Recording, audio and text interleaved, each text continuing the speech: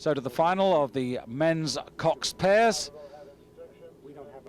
Italy in lane 4 with this man, Casconi, at stroke, replacing the legendary Giuseppe Abagnale, who has retired, but his brother, Carmine, still in the bow. Germany in lane 5, who finished behind the Italians in Lucerne. And for New Zealand, Ian Wright at stroke, Robert Waddell in the bow, and the coxswain, Nick Pearson, lying down in the bow. Go. Well, this event has been dropped from the Olympic program in 2 years' time, and the reigning world champions and Olympic champions from Britain, Johnny and Greg Searle, have moved into the coxless 4, leaving the field open now for these men. This is the big man event, the big men in rowing. It's a power event, tremendous strength, big athletes, because they're carrying the little man lying down in the front. So nothing much to choose between the 6 crews after the first 15 to 20 strokes. Closest due in lane number 6, it's the Lithuanians. They finished 4th in Lucerne, and this combination actually finished 6th in the World Championship final in Rudnice last year. Difficult water there. You can see there's a chop on the water there as they emerge from the shelter of at the start. Quite difficult for pairs in difficult water like this. But there's Romania on the far side. High rating crew, good length. But out in front there, in lane 2, Croatia, moving very well there. Croatia with Igor Borasko at bow and Timur Frankovic at stroke. And that combination, together with their coxswain Milan Ratsov, the most successful crew in Lucerne in the cox pairs, they finishing ahead of all the rest, including Italy, Germany and Lithuania. Here they are. It's Tomas Frankovic who was setting the rhythm there as they come to the end of the first quarter, and they're quickest. And 1:35.62 for this combination. That's a very impressive start. Yes, it is indeed. They've got good combination there. Very solid crew, good length, and rowing it really rather like a coxless pair. There, the great Abagnale at bow, 9 gold medals to his credit. New partner, still going. His brother sitting in the stands with the Italian journalists, watching and probably regretting that he's not there as well. But his new stroke man doing an extremely good job setting the rhythm for them. And Italy again figuring here in this event, one that they've dominated for so long. But Italy with 2 gold medals already won. Here they've got a lot to do to catch up. The Croatian crew have got a length and a half, maybe nearly 2 lengths ahead as they come up to the halfway point.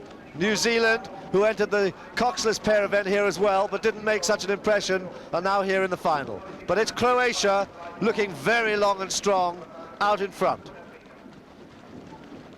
The advantage very impressive at the moment, but there's still half the race to go. The Italians now beginning to emerge from the rest of the pack, with the Germans trying to go with them. Now this is the sort of lead that the Abagnales in their heyday used to like to set up. They'd go burning out of the blocks, 40 strokes a minute for the first 500, and then settle down and watch everybody trying to catch them up over the second half. This is what Croatia's doing, absolutely in style. They look as if really they're out for a paddle. Way out in front, very long and very comfortable. But it is the Italian pair now getting a clear move on the rest of the field as they pass the 1,000-meter mark. In 3rd place, just the Romanians in lane number 1. 4th are this outfit, the Germans, pretty experienced Hansa Dortmund crew. Last year, both of these men, though, who represent Germany today, were sick and out of competition, so this is very much a comeback season for them. Well, Carmine has been here before last year and the year before. It was the British duo, the Searle brothers, out in front. Now it's Croatia, and the Italians trying to get back on terms, but there's a lot to do. A lot to do. It's Romania who've moved into 3rd, being challenged by the crew closest to us from Germany. The man setting the rhythm for that German boat is Heino Ziedler, junior world champion, double sculls back in 1991. And behind him, Matthias Ungermatch, world champion in the 8 and the coxed 4 in 1990 and 1991 respectively. So plenty of talent there, but even they finding this going very tough. And so far, nobody's got an answer to the Croatian question. Yeah, they've set down the standard, Croatia, and look at that, way out in front. Coming to the 1500-meter mark, and it's an enormous margin.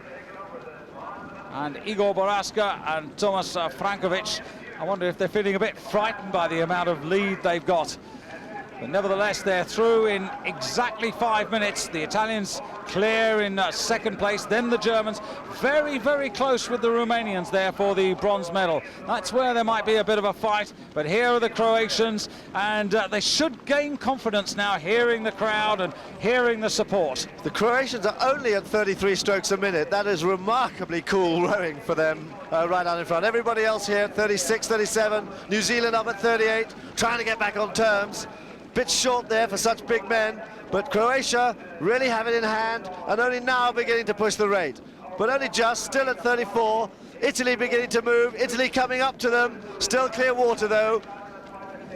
Well, this is the time that this Italian outfit are going to call on all Carmine Abbagnali's experience. They're looking for that contact just to get back on terms, but it's a hard task with not very much of the 2,000 meters remaining.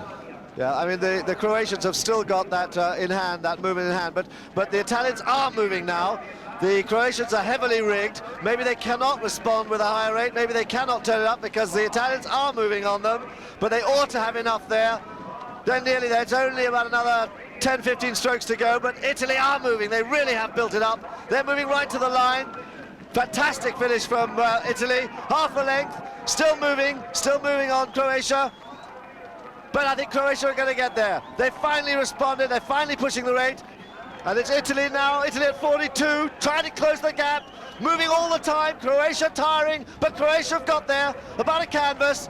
And coming in for third place, Romania on the far side, just ahead of Germany in fourth, with New Zealand fifth and Lithuania in sixth place.